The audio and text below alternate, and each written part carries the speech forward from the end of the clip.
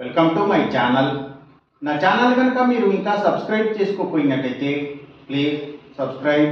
ఈరోజు మనం ఈ వీడియోలో 18 నవంబర్ 2025 అంటే మంగళవారం రోజు స్టాక్ మార్కెట్ ఏ విధంగా ఉండబోతుంది అనే ప్రెడిక్షన్ వీడియోని మనం చూద్దాం. అసలు మంగళవారం రోజు ఓవరాల్గా స్టాక్ మార్కెట్ ట్రెండ్ ఎలా ఉండబోతుంది అనేది తెలుసుకునే ముందుగా ప్రీ మార్కెట్ సెషన్ గురించి మనం ప్రెడిక్ట్ చేయాలి అంటే అంతకన్నా ముందు రోజు అంటే Monday American stock market Nasdaq కొంతవరకు పాజిటివ్గానే ట్రెండ్ అయ్యే అవకాశం ఉంది. అలాగే ఇక నెక్స్ట్ రోజు అంటే ట్యూస్డే మార్నింగ్ టైము ఒక పాజిటివ్ ట్రెండ్ని చూపించే అవకాశం ఉంది. ఏషియన్ మార్కెట్స్ ఒక పాజిటివ్ మూవ్మెంట్ని చూపించే అవకాశం ఉంది. సో అలాంటి పాజిటివ్ ట్రెండ్ బిగినింగ్ మనకు దొరికిన తర్వాత మన మార్కెట్ ఓవరాల్ ట్రెండ్ మనం చూడాలి అంటే అది మిక్స్డ్ ట్రెండ్గా మూవ్ అయ్యే అవకాశం ఉంది. అందులో ఎక్కువగా నెగిటివ్గానే ట్రెండ్ అయ్యే అవకాశం ఉంది. అలాగే సేమ్ బ్యాంక్ నిఫ్టీ కూడా మిక్స్డ్ ట్రెండ్గానే మూవ్ అయ్యి అందులో ఎక్కువగా నెగిటివ్గానే ట్రెండ్ అయ్యే అవకాశం ఉంది. నిఫ్టీ ఐటీ మాత్రం కొంతవరకు పాజిటివ్గా ట్రెండ్ అయ్యే అవకాశం ఉంది. ఇక మనం ఇంట్రాడే స్టాక్ సెలెక్షన్ విషయంలో భాగంగా ముందుగా మనం గెయినర్స్ విషయం చూడాలి అంటే ఏవైతే సిగరెట్ కంపెనీల స్టాక్స్, స్పిరిట్స్ అండ్ బ్రూవరీస్కి సంబంధించిన కంపెనీల స్టాక్స్ ఇవి మంచిగా గెయిన్ అయ్యే అవకాశం ఉంది.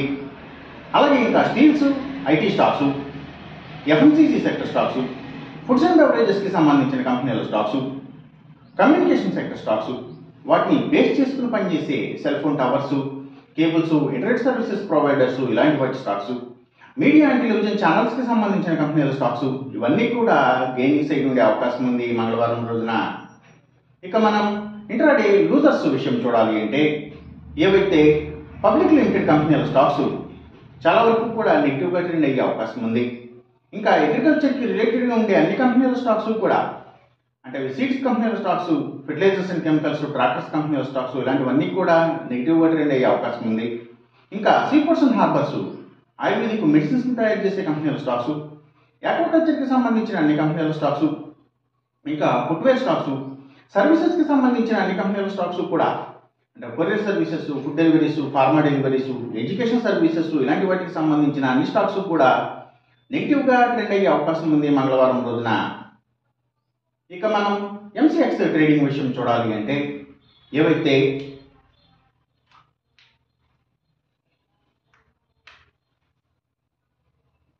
గోల్డ్ ప్రైసెస్, అలాగే సిల్వర్ ప్రైసెస్, ఇంకా crude oil and natural gases prices ఇవన్నీ కూడా తగ్గే అవకాశం ఉంది.